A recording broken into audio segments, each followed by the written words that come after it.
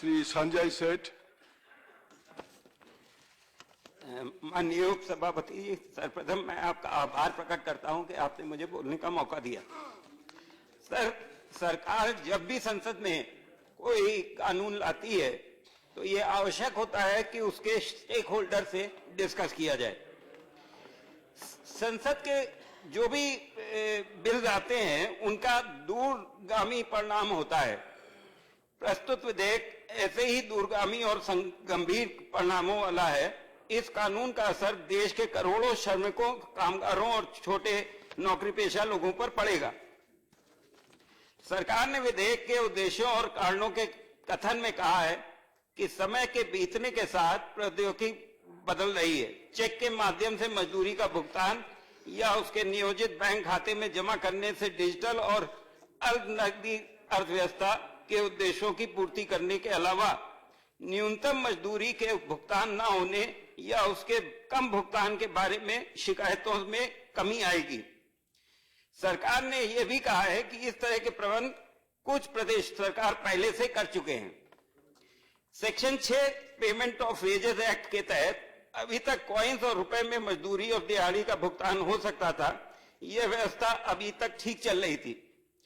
मैं सरकार से जानना चाहता हूं कि इस संशोधन से भुगतान में किस तरह इजाफा होगा तथा डिजिटल पेमेंट में से अधिकतम मजदूरी कैसे इंश्योर की जा सकती है। क्या सरकार ने इस संबंध में कामगारों और मजदूरों की यूनियन वगैरह से बात की है? सर, ये ऑर्गेनाइज इंडस्ट्री के लिए तो ठीक है, लेकिन जहां अनऑर्गेनाइज इंडस्ट्री है, जैसे एग्रीकल्चर है, कंस्ट्रक्शन है, उसमें सारे मजदूर एक जगह से दूसरी जगह दूर दूर तक जाते हैं। बंगाल से, उत्तर प्रदेश से, पंजाब से, अलग अलग जगहों से, महाराष्ट्र, केरल या और प्रदेशों में जाके काम करते। सर, इनकी रोज की मजदूरी अगर इनको नहीं मिलती है तो इनका खाना नहीं चलता है। अब अगर इनको बैंक के थ्रू पैसा मिलेगा तो पहले ये बैंक में लाइन में लगा के अपना पैसा निकालेंगे, फिर रोज का खाना खा पाएंगे।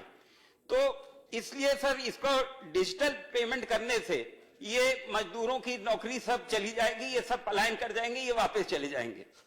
सर, हमारे यहाँ हर शहर में सुबह अगर आप निकलिए तो किसी एक चौराहे पे खड़े होकर लेबर खड़ी होती है जिसको कंस्ट्रक्शन के लिए रोज ले जाया जाता है। अब उसके लिए भी सर, शाम को अगर उसको हम चेक देंगे या डिजिटल पेमेंट से करेंगे तो वो कभी उसको एक्सेप्ट नहीं करेगी। उसको शाम को खाना खाना है उसी पैसे से। तो सर, ये बिल्कुल व्यवहारिक नहीं है। सर, इसमें से अधिकतर मजदूर जो होते हैं वो पढ़े लिखे नहीं होते, इनके खाते भी नहीं होते। दूर से आए लोगों के अपने शहरों में तो खाते होते हैं, लेकिन यहाँ पे वो खाते खुलाने में हिचकते हैं। अब अगर उनको चेक के माध्यम से कोई पेमेंट मिलता है तो वो उसमें जमा करके नहीं निकाल सकते, वो अपना खाते ही नहीं खुलवाते। तो ये एक व्यावहारिक इसमें कमी है जिसको मजदूर नहीं मानने को तैयार। ऐसे ही एग्रीकल्चर सेक्टर में भी सर, जो मजदूर वहां पे गांव में काम कर रहा है वो चेक से पेमेंट नहीं लेता है। तो ये सारी चीजों को सर इसमें ध्यान देने की जरूरत है कि इसको किस तरीके से इन लोगों का ख्याल रखा जा सके। सर, सरकार ने कहा है कि प्रौद्योगिकी बदल रही है, देश बदल रहा है, लेकिन हमारे देश का गरीब किसान मजदूर आज भी वहीं खड़ा है। ना तो उसके बच्चों के लिए पढ़ाई लिखाई की व्यवस्था है, ना ही 2 वक्त की रोटी की व्यवस्था है। अगर वह अपनी शारीरिक ताकत का इस्तेमाल करके रोटी रोजी की व्यवस्था करता है तो उसे पढ़े लिखे तथा कुलीन वर्ग की डिजिटल व्यवस्था पर कुर्बानी के लिए प्रेरित किया जा रहा है। यह उसे मौत के मुंह में धकेलने जैसा है। पश्चिमी उत्तर प्रदेश तथा पूर्वी उत्तर प्रदेश के तमाम कामगार पहले ही नोटबंदी के चलते बेरोजगार हो चुके हैं। इस व्यवस्था पर कानूनी मुहर लगाने से मजदूरों की हालत और खराब होगी।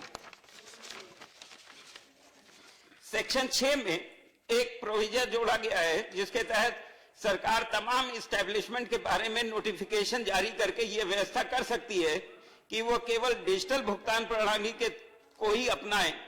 इस तरह का बिल में डेलीगेशन सिर्फ गैर कानूनी ही नहीं बल्कि संविधान का भी उल्लंघन है। इसे संविधान के अनुच्छेद 14 का उल्लंघन होता है। मैं समझता हूं कि इस प्रावधान को कमेटी ऑफ सबऑर्डिनेट लेजिस्लेशन के को रिफर करना चाहिए तथा ये ओपिनियन ले लेनी चाहिए कि इस तरह का डेलीगेशन कहां तक उचित है। यह बिल डिपार्टमेंट रिलेटेड कमेटी को भी रिफर नहीं किया गया है, क्योंकि अब यह बिल लोकसभा से पास होके आया है।